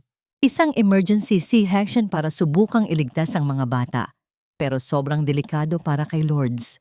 O isang procedure para subukang patigilin ang pagdurugo niya, pero maaring hindi na umabot ang mga bata. I had 30 seconds to decide. Ang sakit sa mukha ni Ricardo ay halos pisikal. Pinili ko ang mga bata. Sabi ko, iligtas niyo ang mga anak ko. Iyon ang huling sinabi ko sa kanya habang itinatakbo siya sa operating room. Pagkatapos noon, hindi ko na siya nakausap. Isang butil ng luha ang tuluyan nang pumatak mula sa mata ni Ricardo. Araw-araw, tinatanong ko ang sarili ko. Nagdesisyon ba ako bilang isang ama o bilang isang duwag na takot mawalan ng isang piraso ng asawa niya? I built this fortress, sabi niya. Ikinumpas ang kamay sa paligid. This high-tech prison. Dahil sa isip ko, nabigo akong protektahan siya. Kaya sisiguraduhin kong hinding-hindi ako magkakamali sa pagprotekta sa kanila. Pero, mali pa rin pala ako. Sa sandaling iyon, ang nakita ni Isabel ay hindi ang makapangyarihang si Ricardo del Rosario. Ang nakita niya ay isang lalaking nalulunod sa kalungkutan at pagsisisi. Isang lalaking sugatan. Hindi niya napigilan ang sarili. Dahan-dahan, marahan, ipinatong niya ang kanyang kamay sa braso ni Ricardo. Isang simpleng dampi ng pag-unawa. Nagulat si Ricardo sa ginawa niya, ngunit hindi nito inalis ang kanyang kamay. Sa halip, tinitigan niya ito na para bang yun ang unang pagkakataon na may dumampi sa kanya sa loob ng maraming taon. You did the best you could, mahinang sabi ni Isabel. Ang kanyang boses ay puno ng sinseridad. Walang sino man ang makakahusga sa'yo. Isang matagal na katahimikan ang namagitan sa kanila. Ngunit hindi ito iyong nakakailang. Ito ay isang katahimikang puno ng pag-unawa. Sa wakas, tumango si Ricardo at sa ilalim ng kamay ni Isabel, naramdaman niyang bahagyang gumaan ang tensyon sa balikat nito. Tila isang mabigat na baluti na sa wakas ay nagkaroon ng siwang. Paano mo nagagawang maging ganyan? Tanong ni Ricardo. Ang kanyang tingin ay nasa mga mata na ni Isabel. Saan nanggagaling yang kapayapaan mo? Ang tanong ay nagbukas ng isang pinto sa puso ni Isabel. Isang pintong matagal na rin niyang isinara. Ang kanyang nangiti ay may bahid ng kalungkutan. Dahil naranasan ko na rin pong mawalan, sabi niya. Ang kanyang boses ay halos isang bulong. Hinugot niya ang kanyang kamay mula sa braso ni Ricardo at niyakap ang sarili na para bang biglang nilamig. Nawalan na rin po ako ng isang taong pinakamamahal ko, kaya alam ko po ang pakiramdam. Nakita ni Ricardo ang biglaang pagbabago sa kanyang aura. Ang init ay napalitan ng isang anino ng pighati. Alam niyang may malalim na sugat sa likod ng mga salitang iyon. Isang sugat na kasing lalim ng sa kanya. Ngunit nakita rin niya ang respeto sa mga mata ni Isabel. Isang pag-unawa na nagsasabing hindi pa ito ang tamang oras para magtanong pa. I'm sorry. Iyon na lamang ang nasabi ni Ricardo. Umiling si Isabel. Wala na po yun, sir. Ang mahalaga ay ligtas si Miguel at ligtas po kayong lahat. Sa mga sumunod na araw, ang mansyon ay naging ibang-iba. Ang mga pader na dati sumisigaw ng kalungkutan ay tila natutong huminga. Ipinag-utos ni Ricardo na buksan ang lahat ng bintana. Hayaang pumasok ang araw at ang tunog ng mga ibon sa hardin. Ang agahan ay hindi na kinakain ng magkakahiwalay. Umupo na si Ricardo kasama nila sa maliit na breakfast nook. Sinusubukang subuan si Miguel kahit palaging natatapon ang pagkain. Tumatawa na lang siya. Isang tunog na halos dayuhan sa bahay na yon. Ang control room ay nanatiling sarado. Hindi na muling pumasok doon si Ricardo. Ang kanyang mundo ay hindi na isang koleksyon ng mga screen, kundi ang totoong buhay na nagaganap sa kanyang harapan. Isang hapon, habang naglalaro sila sa hardin, nakita ni Isabel si Ricardo na nakaupo sa damuhan. Sinusubukang ituro kay Gabriel kung paano gumawa ng eroplanong papel. Si Gabriel, gaya ng dati, ay nakatingin lang sa kawalan. Ngunit hindi sumuko si Ricardo. Paulit-ulit niyang ginawa ang eroplano, ipinapakita kung paano ito lumilipad. Gumagawa ng mga tunog ng eroplano gamit ang kanyang bibig. Napangiti si Isabel habang pinapanood sila. Ito na yon. Ang tahanang dapat sana ay para sa kanila. Isang tahanang may ama. Isang tahanang may pag-asa. Nang papalubog na ang araw, habang pauwi na sila sa loob ng bahay, naramdaman ni Isabel ang pag-vibrate ng telepono sa kanyang bulsa. Isang text message. From unknown number. Subject. Tingnan mo ang ginagawa ng pinagkakatiwalaan mo. Napakunot ang noo niya. Inakala niyang isa lang itong spam message. Ngunit nang buksan niya ang kanyang email app, naroon din ito. Isang email mula sa isang hindi kilalang address na may parehong subject line at mayroon itong attachment, isang video file. Samantala, sa kanyang opisina sa itaas, naghahanda na si Ricardo na umuwi ng maaga nang tumunog din ang kanyang laptop. Isang email notification mula sa isang concerned observer a Proton Mail. Com. Ang subject, tingnan mo ang ginagawa ng pinagkakatiwalaan mo. Ang kanyang puso ay biglang kumabog ng mabilis. Isang masamang premonisyon ang biglang gumapang sa kanyang sistema. Nanginginig ang kanyang kamay habang iginagalaw ang cursor ng mouse patungo sa email. Isang click. At pagkatapos, isa pang click sa play button ng naka-attach na video. Nagsimula ang video, malayo sa mansyon sa Ayala, Alabang, sa isang penthouse unit sa Bonifacio Global City, na ang bawat sulok ay sumisigaw ng modernong karangyaan. Nakaupo si Marites Tessa Gomez. Ang silid ay malamig at malinis. Pinalamutian ng mga abstract na painting at mga muebles na gawa sa salamin at bakal. Sa kanyang kamay, hawak niya ang isang kopita ng mamahaling red wine. Ang kulay nito ay animoy dugo sa ilalim ng malamlam na ilaw. Sa kanyang harapan, sa ibabaw ng isang glass table, ay isang makinis at manipis na laptop. Ngunit ang ipinapakita sa screen nito ay hindi mga stock market charts o social media feeds. Ang ipinapakita rito ay isang live video feed. Hindi ito ang komplikadong 20-screen setup ni Ricardo. Ang interface na ito ay mas simple, mas personal, at mas mapanlinlang. Isang maliit na logo sa sulok ng screen ang mababasa. Guardian Angel 2.0. Ito ang kanyang sariling sistema, ang kanyang sariling lihim, isang kamerang mas maliit pa sa butones na maingat niyang idinikit sa likod ng isang painting sa silid ng mga bata noong isa sa kanyang mga mapagmahal na pagbisita. Isang ideyang naisip niya matagal na, bago pa man niya itanim ang parehong ideya ng pagbabantay sa isip ng bayaw niyang tuliro. Habang umiinom ng alak, pinapanood niya ang recording mula sa gabi ng Baguio. Nakita niya ang lahat, ang lagnat, ang kombulsyon, ang takot sa mukha ni Ricardo na nakunan ng isa pang kamera sa pasilyo, ang desperasyon ni Isabel, ang paggamit nito ng mga dahon, at ang unti-unting pagbuti ni Miguel. Isang mapanlait na ngiti ang sumilay sa kanyang mga labi. How quaint. How provincial. Ngunit sa gitna ng kanyang pagkamuhi, nakita rin niya ang isang bagay na nagpainit ng kanyang dugo sa galit. Nakita niya ang pagluhod ni Ricardo sa sahig ng control room. Ang kanyang bayaw, ang makapangyarihan, ang hindi matinag, ang di mahawakang si Ricardo del Rosario ay umiiyak.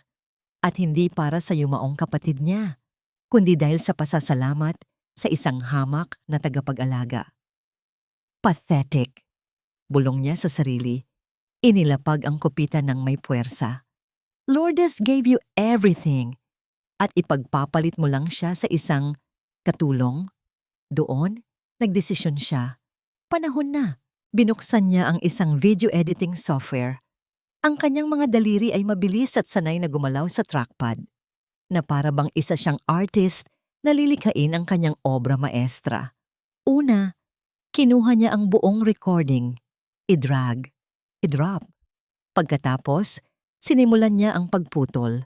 Tinanggal niya ang unang bahagi, ang pangingisay ni Miguel, ang nakakataranta at nakakaawang itsura nito. Tinanggal niya ang mga sigaw ni Isabel na humihingi ng tulong, ang kanyang mga salitang nagpapaliwanag. Tinanggal niya ang audio ng pag-uusap nila ni Ricardo sa intercom. Tinanggal niya ang lahat ng konteksto, lahat ng katotohanan. Ang natira ay isang maikli, grainy at nakakakilabot na videoclip. Isang babae na may itsurang tuliro, basang-basa ng ulan, na nagsasagawa ng isang di maipaliwanag na ritual sa isang walang malay na bata. Ang pagdampi niya ng mga berdeng dahon sa noo at dibdib nito ay nagmistulang isang eksena mula sa isang horror film. Pinanood niya ang kanyang gawa ng paulit-ulit. Isang ngiti ng tagumpay ang unti-unting lumalaki sa kanyang mukha. Perfect. Kinuha niya ang kanyang telepono at tinawagan ang kanyang abogado. Attorney Sandoval, it's Tessa. Sabi niya, ang kanyang boses ay puno ng pananabik. I have it. The final nail in his coffin. Miss Gomez, sagot ng abogado sa kabilang linya. Are you sure about this? 100%? Sabi ni Tessa. Tumayo at naglakad-lakad sa kanyang sala. I have a video. Irrefutable proof of negligence. Ang bayaw ko, na kilala sa pagiging high-tech at metikuloso, ay nag-hire ng isang mangkukulam, isang faith healer, at inilagay niya sa panganib ang buhay ng aking pamangkin. The court will see him as an unfit, negligent father who hired a witch. At ako, huminto siya. Tinitingnan ang kanyang refleksyon sa salamin. Ako ang magiging tagapagligtas nila. At ang tungkol sa trust fund ng mga bata? Tanong ng abogado. Once I get custody, ikaw na ang bahala sa legalities noon. Just get it done. Jackpot. Iyon ang salitang umaling-aungaw sa kanyang isip. Hindi lang ang mga bata ang makukuha niya, kundi ang kontrol sa isang yaman na hindi kayang ubusin ng 10 henerasyon. Ibinaba niya ang tawag at bumalik sa kanyang laptop. Binuksan niya ang isang bagong email account. Concerned Observer of ProtonMail.com. Isang pangalang perpekto para sa kanyang misyon. Gumawa siya ng 2 email. Ang una, para sa Department of Social Welfare and Development. Inattach niya ang video na may maikli ngunit madamdaming mensahe tungkol sa kanyang di sinasadyang pagkadiskubre at ang kanyang matinding pag-aalala para sa kapakanan ng mga bata. Ang pangalawa, para kay Ricardo del Rosario. Inattach niya ang parehong video. Hinayaan niyang blanko ang katawan ng email. Ang tanging isinulat niya ay ang subject line. Bawat letra ay tila may lason. Tingnan mo ang ginagawa ng pinagkakatiwalaan mo. Pinindot niya ang send. Una para sa DSWD. Pagkatapos, para kay Ricardo. 2 click, 2 bombang digital na ipinadala niya para wasakin ang isang pamilyang nagsisimula pa lang muling mabuo. Napasandal siya sa kanyang upuan, huminga ng malalim, at ninamnam ang sandali. Tapos na. Ang plano na binuo niya sa loob ng maraming taon ay ganap ng gumugulong. Kinuha niya ang isang silver picture frame mula sa kanyang mesa. Ang litrato ni Lourdes, nakangiti. Kuha noong araw ng kasal nito. Hinaplos niya ang malamig na salamin. Huwag kang mag-alala, Lourdes. Bulong niya sa litrato. Ang kanyang boses ay puno ng isang baluktot na pagmamahal. You chose the wrong man. You were always too soft, too trusting. Isang malamig na ngiti ang muling gumuhit sa kanyang mga labi. pero ako na ang bahala ngayon. Ako na ang bahala sa kanila. Ang tunog ng pag-click sa play button ay umalingaw-ngaw sa tahimik na opisina ni Ricardo na parang isang putok ng baril. Sa una, hindi niya maintindihan ang kanyang pinapanood. Ang video ay grainy, black and white at walang audio.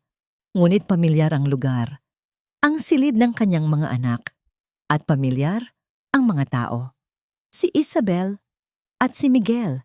Nakita niya si Isabel na may hawak na kung ano, isang madilim na bagay, at dahan-dahan niyang idinadampi iyon sa noo at dibdib ng kanyang anak na walang malay. Ang eksena ay mabilis, pira-piraso, at walang konteksto. Para itong isang nakaw na sandali mula sa isang masamang panaginip. Pinanood niya ito ulit, at ulit, at ulit. Ang isip niya ay nagtatalo. Alam niya kung ano ang nangyari noong gabing iyon. Nandoon siya sa likod ng mga monitor na panood niya ang lahat. Ngunit ang video sa kanyang harapan, iba ito. Ito ay masama. Ito ay binaluktot. Tinanggalan ito ng kaluluwa, ng desperasyon, ng katotohanan. Ang natira na lang ay isang imahe ng hinala. Sino ang gagawa nito at bakit? Ang kanyang tiwala kay Isabel na itinayo mula sa mga himig, pinatibay ng mga ngiti, at sinelyuhan ng isang gabi ng takot at pasasalamat, ay biglang niyayanig. Hindi niya pinagdududahan ang ginawa ni Isabel. Ang pinagdududahan niya ngayon ay ang sarili niyang kakayahang protektahan ito. Protektahan ang kanyang pamilya mula sa isang kaaway na hindi niya nakikita. Bumaba siya mula sa kanyang opisina. Ang kanyang mga hakbang ay mabibigat. Ang kanyang puso ay puno ng isang nagbabantang unos. Kailangan niyang makausap si Isabel. Kailangan niyang malaman kung nakatanggap din ito ng parehong email. Kailangan niyang... Ngunit bago pa man siya makarating sa ibaba, isang malakas at paulit-ulit na tunog ng doorbell ang pumuno sa buong mansyon. Hindi ito ang karaniwang tunog ng doorbell. Ito ay madiin, mapilit. Isang kasambahay ang sumalubong sa pinto. At pagbukas nito, ang katahimikang nagsisimula palang mamuo sa kanilang tahanan ay tuluyan ng nabasag. 2 babae at isang lalaki na may suot na uniforme ng DSUD ang pumasok kasama ang 2 pulis. Ang kanilang mga mukha ay seryoso, walang emosyon, at ang kanilang presensya ay agad na nagdala ng isang malamig na hangin sa loob ng bahay. Mr. Ricardo del Rosario? Tanong ng babaeng tila leader ng grupo. Ang kanyang boses ay formal at walang bahid ng paggalang. Ako nga, anong kailangan ninyo? Tanong ni Ricardo. Sinusubukang itago ang panginginig ng kanyang boses. Kami po ay mula sa Department of Social Welfare and Development. Sabi ng babae, inilalabas ang isang folder. Nakatanggap po kami ng isang very urgent at very disturbing report tungkol sa kapakanan ng inyong mga anak, Miguel, Gabriel at Angela del Rosario. Report? Anong report? Sa halip na sumagot, inilabas ng babae ang isang tablet mula sa kanyang bag at ipinakita ito kay Ricardo. Ang parehong video. Maari niyo po bang ipaliwanag ito, Mr. del Rosario? Naramdaman ni Ricardo na nanuyo ang kanyang lalamunan. That video, it's taken out of context. My son was having a seizure. She was saving his life. Ang babae ay tumingin sa kanya na may pagdududa. Ayon sa aming source, ito ay isang uri ng faith healing o folk ritual na isinagawa sa inyong anak. Isang procedure na walang medical basis at maaaring naglagay sa kanya sa mas malaking panganib. At nangyari ito sa ilalim ng inyong pamamahay. Sa sandaling iyon, lumabas si Isabel mula sa palaruan. Narinig ang komosyon.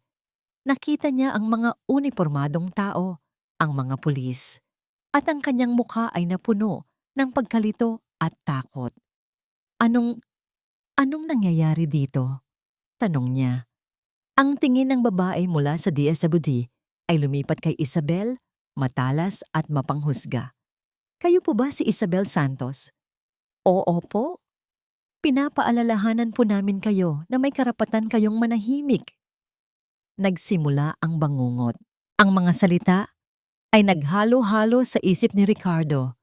Court order, temporary custody, child endangerment, investigation. Ang lahat ay nangyayari ng napakabilis. Hindi ninyo maaring kunin ang mga anak ko. Sigaw ni Ricardo. Ang kanyang boses ay sa wakas ay nabasag. Napalitan ng purong desperasyon. Hinarangan niya ang daan patungo sa palaruan. Sir, we have a court order. Sabi ng isang pulis. Inilalagay ang kamay sa kanyang braso. Please, wag na po nating daanin sa dahas. Ang mga social worker ay pumasok sa palaruan. Ang katahimikan doon ay napalitan ng mga naguguluhang tunog. Narinig ni Ricardo ang pag-iyak ni Angela. Ang kanyang munting anghel. Umiiyak ito. Pinilit niyang makawala. Ngunit ang hawak ng pulis ay mahigpit. Wala siyang magawa. Wala siyang kapangyarihan sa sarili niyang pamamahay. Ang kanyang muog ay sinalakay at ang kanyang mga pader ay gumuho. Isa-isang inilabas ang kanyang mga anak, buhat ng mga estranghero. Ang kanilang mga mata ay puno ng takot at pagkalito. Nakita nila ang kanilang ama na pinipigilan ng pulis. Nakita nila si Isabel na umiiyak sa isang sulok. Ang kanyang mukha ay nababalot ng kawalan ng pag-asa. Papa, isang salita. Mula kay Miguel, ang kanyang anak na halos hindi nagsasalita. Tumawag ito sa kanya at wala siyang magawa. Habang dinadala si Angela palabas, iniabot nito ang kanyang maliliit na kamay, hindi kay Ricardo, kundi kay Isabel. Isa, iyak nito. Ang tunog na yon, ang pangalan na yon, ay parang isang punyal na sumaksak sa puso ni Ricardo. At pagkatapos, nawala na sila. Ang pintuan ay sumara at ang tanging naiwan ay ang nakabibinging katahimikan at ang wasak na mga piraso ng kanilang pamilya. Tumayo si Ricardo sa gitna ng kanyang malawak at walang laman na sala. Ang kanyang mga balikat ay bumagsak. Ang kanyang lakas ay nawala. Ang kanyang mundo ay gumuho sa loob lamang ng ilang minuto. Dahan-dahan, lumingon siya. Nakita niya si Isabel, nakasandal sa pader. Ang katawan ay nanginginig sa pag-iyak. Ang tiwala, ang pag-asa, ang init. Lahat ay nawala. Napalitan ng isang malamig at mapait na pakiramdam. Tumingin siya sa babaeng nagligtas sa buhay ng kanyang anak, sa babaeng nagsimulang maghilom sa kanyang puso. At sa kabila ng lahat ng alam niya, sa kabila ng lahat ng pinagsamahan nila, isang tanong lang ang lumabas sa kanyang bibig. Ang kanyang boses ay kasing lamig ng yelo. Ano ang totoo, Isa? Ang tanong ni Ricardo ay binitin sa hangin, matalim at malamig. Ano ang totoo, Isa? Sa ilalim ng bigat ng kanyang tingin, naramdaman ni Isabel na gumuho ang kanyang mundo sa pangalawang pagkakataon sa araw na yon. Ang unang pagguho ay nang kunin ng mga bata. Ang pangalawa ay ngayon, sa pagkawala ng tiwalang ipinagkaloob sa kanya. Sir, sabi niya, ang kanyang boses ay nanginginig at basag dahil sa pag-iyak. Ang napanood ninyo, ang ipinakita nila, hindi po yun ang buong kwento. Alam niyo po yan, nanonood po kayo. Ang alam ko lang ay nawala ang mga anak ko. Sigaw ni Ricardo at sa unang pagkakataon, isang bagsik na puno ng sakit ang lumabas sa kanyang boses. Ibinunton niya ang kanyang galit hindi sa sistema, hindi sa DSWD, kundi sa taong nasa harap niya. Dahil mas madaling magalit kaysa tanggapin na muli siyang nabigo. Ang alam ko lang, dahil sa ginawa mo, inagaw sila sa akin. Bakit mo ginawa yun, Isa? Bakit hindi mo nalang sinunod ang protocol? Ang bawat salita ay parang isang sampal. Ngunit sa halip na masaktan, isang kakaibang kalinawan ang biglang naramdaman ni Isabel. Tumigil siya sa pag-iyak. Pinunasan niya ang kanyang mga luha gamit ang likod ng kanyang palad. Dahil mamamatay po siya, Sagot niya, ang kanyang boses ay mahina na ngayon, ngunit puno ng isang bigat na hindi matitinag. Mamamatay po si Miguel kung sinunod ko ang protocol ninyo.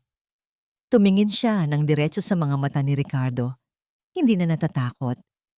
Ginawa ko po yun dahil iyon ang alam kong tama. Iyon ang gagawin ng sino mang ina para sa kanyang anak. Ang salitang ina ay tumama kay Ricardo na parang isang kidlat. Biglang nanlambot si Isabel. Ang kanyang lakas ay biglang nawala. Napalitan ng isang alon ng pighating, hindi na niya kayang itago. Napaupo siya sa sahig, ang kanyang mga balikat ay muling nanginig. May anak din po ako dati, sabi niya sa pagitan ng mga hikbi. Ang pangalan niya ay Ben. Bibong-bibo, laging nakangiti. Natigilan si Ricardo. Napatitig siya sa babaeng nasa sahig na ngayon ay hindi na lang isang caregiver, kundi isang taong may dalang sariling krus. Isang hapon, pagpapatuloy ni Isabel, ang kanyang tingin ay nasa malayo. Binabalikan ng isang alaala na araw-araw niyang tinatakasan. Naglalaro kami sa may ilog. Mabilis ang nangyari. Nadulas siya. Nahulog sa tubig. Tumalon ako. Sinubukan ko. Pero huli na ang lahat. Ang sakit sa kanyang boses ay halos hindi na niya makayanan. Sinisi ko ang sarili ko. Araw-araw. Gabi-gabi. Sinasabi ko, sana mas mabilis ako. Sana mas malakas ako. Sana. Pero walang nagbago. Nawala pa rin siya sa akin. Tumingin siyang muli kay Ricardo. Ang kanyang mga mata ay puno ng luha. Ngunit ngayon ay may kasama ng pag-unawa. Noong gabing iyon, noong nakita ko si Miguel, nakita ko po si Ben. At sinabi ko sa sarili ko, hindi na mauulit. Kahit anong mangyari, kahit anong sabihin ng protocol, kahit anong isipin ng iba, hindi ko hahayaang may mawala na namang isang anghel sa mga kamay ko. Natapos ang kanyang kwento. Ang tanging maririnig na lang ay ang kanyang mahinang pag-iyak sa loob ng malawak at tahimik na sala. Dahan-dahang lumuhod si Ricardo sa harap niya. Ang galit sa kanyang puso ay nawala. Napalitan ng isang napakalalim na hiya at awa. Ang sakit na nakita niya sa mga mata ni Isabel ay salamin ng sarili niyang sakit. Pareho silang mga magulang na pinagmumultuhan ng nakaraan. Pareho silang mga taong minarkahan ng pagkawala. Ngunit habang siya ay nagtago sa likod ng mga pader at teknolohiya, si Isabel ay ginamit ang kanyang sakit para magligtas ng iba. Isa, sabi niya. Ang kanyang boses ay basag. Patawarin mo ako. Umiling si Isabel. Wala po kayong kasalanan. Natakot lang po kayo. Hindi, sabi ni Ricardo. Duwag ako. Masyado akong nakulong sa sarili kong takot na hindi ko nakita ang katotohanan. Pero ngayon, malinaw na ang lahat. May isang bagay na nagbago sa mga mata ni Ricardo.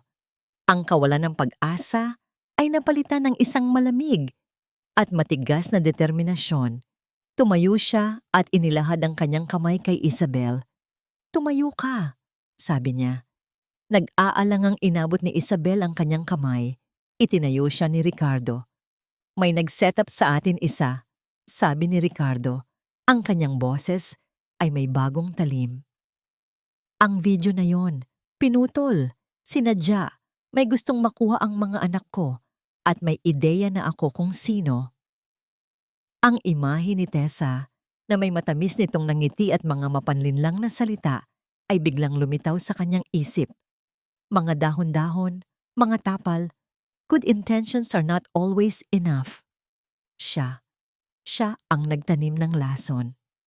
Hindi ko alam kung paano, sabi ni Ricardo. Ang kanyang mga kamay ay naikuyom. Pero babawiin natin sila. Tumingin siya kay Isabel at sa unang pagkakataon, hindi bilang amo sa empleyado, kundi bilang isang kakampi. Magkasama. Tumango si Isabel, Ang pag-asa ay muling sumisibol sa kanyang puso.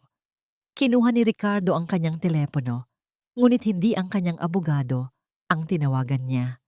Ang tinawagan niya ay ang pinuno ng kanyang Cybersecurity Division, isang lalaking mas magaling pa sa anumang ahensya ng gobyerno.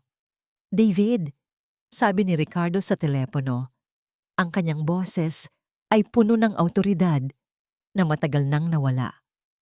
I need you and your team here. Now, may emergency. Isang saglit na katahimikan. I-sweep ninyo ang buong bahay. Utos niya. Ang bawat salita ay may bigat ng bakal.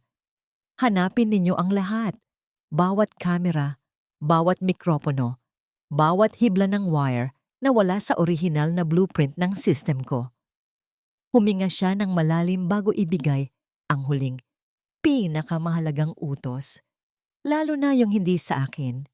Ang family court ay isang silid na malamig at walang kaluluwa. Ang bawat ugong ng aircon, ang bawat pag-ubo, ang bawat kaluskos ng papel ay tila 10 beses na mas malakas. Para kay Ricardo, ang silid na ito ay mas nakakatakot kaysa sa alinmang boardroom na pinasok niya. Dahil dito, hindi pera o kumpanya ang nakataya, kundi ang kinabukasan ng kanyang pamilya. Sa isang panig, nakaupo siya kasama ang kanyang abogado, si Attorney Reyes. Sa likuran niya, sa unang hanay ng upuan, ay si Isabel. Ang muka ay payapa, ngunit ang mga kamay na magkasalikop sa kanyang kandungan ay nagpapakita ng kanyang kaba. Sa kabilang panig, naroon si Marites Tessa Gomez. Ang kanyang itsura ay perpekto. Isang larawan ng isang nag-aalalang tiyahin. Nakasuot ito ng puting blazer. Ang kanyang buhok ay maayos na nakapusod. At ang kanyang mukha ay may bahagyang pamumula sa paligid ng mga mata na para bang kagagaling lang sa pag-iyak. This is a simple case of parental negligence, Your Honor. Simula ni Attorney Sandoval, ang abogado ni Tessa. My client, Miss Gomez, ang kapatid ng yumaong ina ng mga bata, ay kumilos lamang dahil sa kanyang matinding pagmamahal at pag-aalala. Nagsimula ang dula-dulaan ni Tessa. Tinawag siya sa witness stand. Doon, gamit ang isang nanginginig at puno ng luhang boses, ikinuwento niya kung paano niya napansin ang mga kakaibang pamamaraan ni Isabel. Ikinuwento niya ang kanyang takot, ang kanyang mga gabing hindi makatulog sa pag-aalala para sa kanyang mga mahal na pamangkin. Hindi ko po gustong umabot sa ganito, sabi niya, pinupunasan ng isang pekeng luha. Ngunit ang kaligtasan po ng mga bata ang pinakamahalaga. Ricardo is a good man, pero he's lost. Masyado siyang abala sa kanyang trabaho. Ipinagkatiwala niya ang kanyang mga anak sa isang estranghero na gumagamit ng mga pamamaraang delikado at hindi siyentipiko. Ang kanyang pag-arte ay kahanga-hanga. Maging ang huwes ay tila nakikisimpatya sa kanya. At pagkatapos, dumating ang kanilang alas. Your Honor, we would like to present Exhibit A, isang video na magpapatunay sa lahat ng aming sinasabi. Ang mga ilaw sa silid ay bahagyang pinatay. Isang malaking screen ang ibinaba. At doon, ipinalabas ang video, ang grainy, black and white, at walang tunog na recording ng ritual ni Isabel. Sa katahimikan ng korte, ang video ay mas lalong naging kasuklam-suklam. Maririnig ang mga mahihinang bulungan mula sa mga tao sa silid. Nang matapos ang video, isang ngiti ng tagumpay ang halos hindi maitago ni Tessa. Tapos na ang laban, sa isip niya. Attorney Reyes, sabi ng huwes, your response? Tumayo si Attorney Reyes kalmado at may kumpiyansa. Your Honor, we do not dispute the authenticity of the individual frames of that video. Ang aming pinagtatalunan ay ang kanyang integridad bilang isang buong ebidensya. Dahil ang video na yan, Your Honor, ay isang kasinungalingan. Nagulat si Attorney Sandoval. Objection, Your Honor. He is maligning my client. I am stating a fact. Matatag na sabi ni Attorney Reyes, at mayroon kaming ebidensya para patunayan ito. We would like to call on Mr. David Lim, a digital forensics expert, to the stand. Ipinaliwanag ni David, ang pinuno ng cybersecurity team ni Ricardo, kung paano, sa pamamagitan ng pagsusuri sa metadata at pixel compression ng video, napatunayan nilang ito ay minanipula. The video was edited, Your Honor. The timeline was cut. May mga tinanggal na crucial na mga segment. At ano ang mga segment na yon, Mr. Lim? Tanong ni Attorney Reyes. Mabuti pa po, Your Honor, sabi ni David lumingon sa huwes. Panoorin na lang po natin. Muling umilaw ang screen, ngunit ngayon, ang ipinalabas ay hindi ang grainy na video. Ang ipinalabas ay isang multi-panel view mula sa 4 na magkakaibang anggulo, in high-definition color, at may malinaw na audio. Ang orihinal na recording mula sa system ni Ricardo. Napanood ng buong korte ang lahat. Ang pagtaas ng lagnat ni Miguel, ang pangingisay, ang kawalan ng linya ng telepono, ang pagkataranta ni Ricardo, ang pagmamakaawa ni Isabel, ang pahintulot ni Ricardo sa intercom. Napanood nila ang katotohanan. Ang mga bulungan sa korte ay napalitan ng mga buntong hininga ng pagkaunawa. Ang mukha ni Tessa ay nagsimulang mamutla. At hindi pa po dyan nagtatapos, Your Honor. Pagpapatuloy ni Attorney Reyes, ang tanong po ay, kung ang video na ito ay minanipula, sino ang nag-record nito at sino ang nag-edit? Lumingon siya kay Ricardo. Mr. Del Rosario, anong ipinagawa mo matapos ang insidente? Tumayo si Ricardo, ang kanyang boses ay matatag.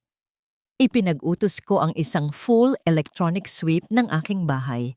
Hinanap namin ang lahat ng listening at recording devices. At may nakita ba kayo? Meron po, sagot ni Ricardo. Tumingin siya ng diretso kay Tessa na ngayon ay hindi na makatingin sa kanya. Nakahanap kami ng isang bagay na hindi sa akin. Inilabas ni Attorney Reyes ang isang maliit na plastic bag. Sa loob nito ay isang maliit na itim na bagay na may maliit na lente. Your Honor, ito po ang isang Guardian Angel 2.0 micro camera. Nakuha po ito sa likod ng isang painting sa silid ng mga bata, diretsong nakatutok sa kanilang mga kama. Ito ang kamerang kumuha ng Exhibit A. Napatayo si Attorney Sandoval. Objection! Walang patunay na ang kliyente ko ang naglagay niyan. Wala nga po, kalmadong sabi ni Attorney Reyes. Ngunit ang data na nakaimbak sa cloud server ng device na ito ay mayroon. Inilabas ni David ang isa pang set ng ebidensya. Mga log files, IP addresses at mga email.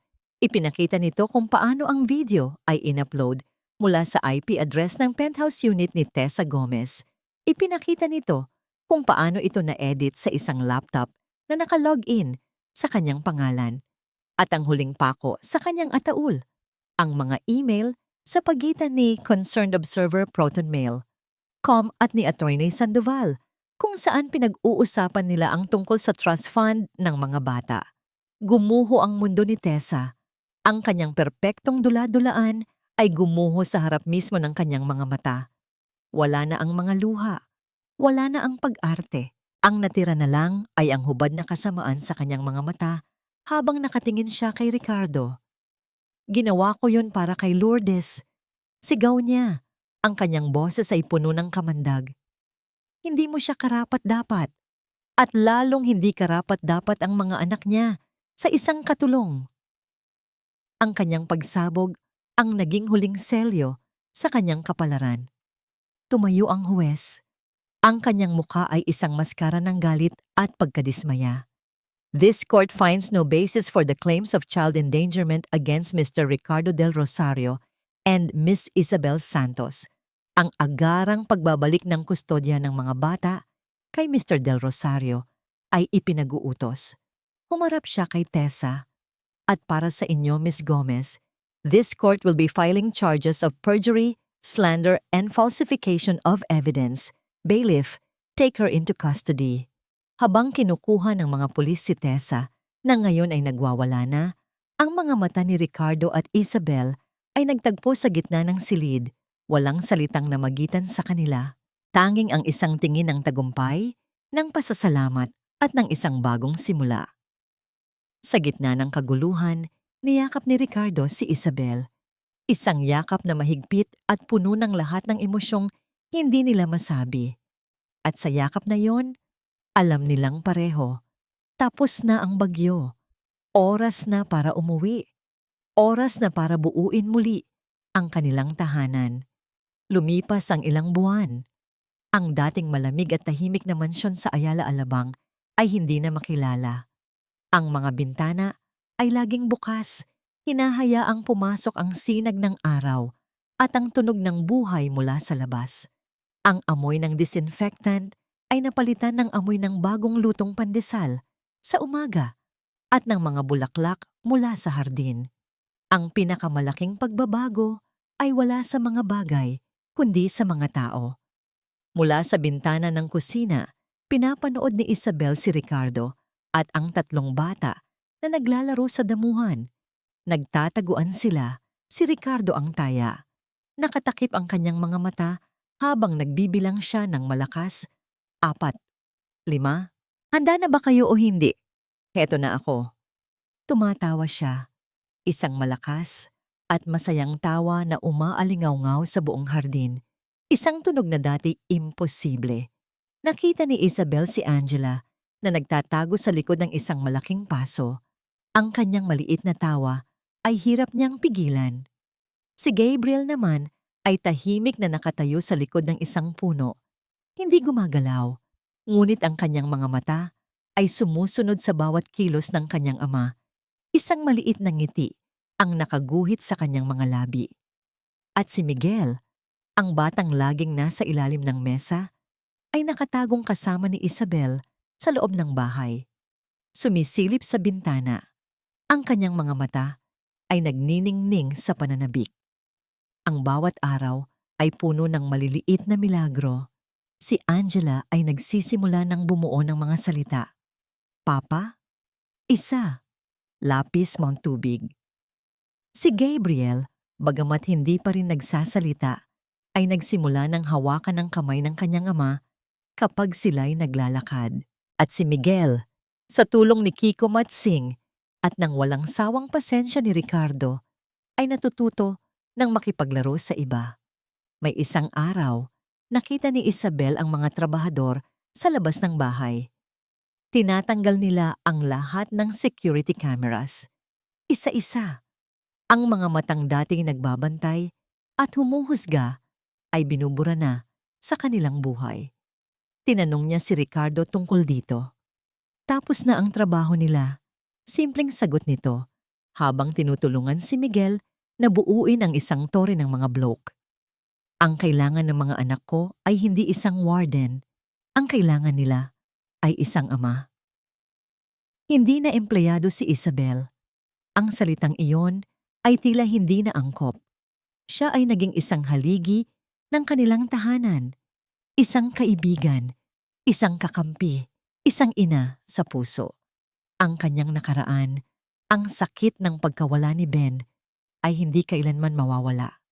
Ngunit dito, sa piling ni na Ricardo at ng mga bata, ang sakit na yon ay unti-unting nagiging isang alaala na may kasamang pag-asa. Hindi na isang sugat na laging sariwa. Isang hapon, habang mahimbing na natutulog ang mga bata para sa kanilang siesta, nakita ni Isabel si Ricardo na nakaupo sa duyan sa may hardin. Tila malalim ang iniisip. Nilapitan niya ito. May dalang 2 baso ng malamig na lemonade. Malayo po yata ang iniisip ninyo, sir. Sabi niya, iniabot ang isang baso. Ngumiti si Ricardo. Huwag mo na akong tawaging Sir Isa. Matagal na tayong hindi ganyan. Umupo si Isabel sa tabi niya. Ang duyan ay marahang umugoy. Iniisip ko lang, sabi ni Ricardo, kung gaano kabilis magbago ang lahat. Ilang buwan lang ang nakalipas. Ang mundong ito ay kulay abo. Ngayon, tumingin siya sa paligid, sa mga bulaklak, sa asul na langit. Ngayon, may mga kulay na ulit. Tumingin siya kay Isabel, ang kanyang mga mata ay seryoso at puno ng isang emosyon na matagal na niyang itinatago. Ikaw ang nagdala ng mga kulay na yon, Isa. Naramdaman ni Isabel ang pag-init ng kanyang mga pisngi. Noong una kitang makilala, pagpapatuloy ni Ricardo, ang gusto ko lang ay isang taong susunod sa mga patakaran. Isang taong magiging extension ng aking control. Pero hindi yon ang ibinigay mo. Ang ibinigay mo ay isang bagay na hindi ko alam na kailangan pala namin. Ang ibinigay mo ay ang puso mo. Inabot niya ang kamay ni Isabel. Ang kanyang mga daliri ay marahang isinara sa paligid nito, mainit at panatag. Isa, sa loob ng 5 taon, ang tanging hinahanap ko ay kaligtasan. Pader, mga kandado, mga kamera. Pero tinuruan mo ako na ang tunay na kaligtasan ay wala sa pagkontrol, nasa pagtitiwala, nasa pagiging bukas, nasa pagmamahal. Huminga siya ng malalim. Hindi ko na kailangan ng mga kamera para makita ang kinabukasan ko. Isa, tinitigan niya ito ng diretso sa mata. Ang kanyang kaluluwa ay hubad sa harap niya. Dahil nasa harap ko na, walang mamahaling singsing, walang magarbong salita. Tanging isang pangako na nakikita sa kanyang mga mata. Isang pangako ng isang kinabukasan na sabay nilang bubuuin. Isang pangako ng isang tahanan. Ang mga luha na namuo sa mata ni Isabel ay hindi na luha ng kalungkutan, kundi ng purong kaligayahan. Tumango siya. Hindi na kailangan pang magsalita. Sa pag-ugoy ng duyan, sa ilalim ng papalubog na araw, ang 2 pusong sinugatan ng nakaraan ay sa wakas ay nakahanap ng kanilang kapayapaan, magkasama. Mula sa bintana sa itaas, isang maliit na muka ang sumilip. Si Angela, nagising mula sa kanyang pagkakatulog. Nakita niya ang kanyang papa at ang kanyang isa na magkahawak ang kamay sa duyan. At sa unang pagkakataon, isang bagong salita ang lumabas sa kanyang bibig, malinaw at masaya. Mama. Ang salitang yon ay lumipad sa hangin, isang perpektong nota na kumumpleto sa himig ng kanilang bagong pamilya. Isang himig ng pag-asa, paghilom, at walang hanggang pag-ibig.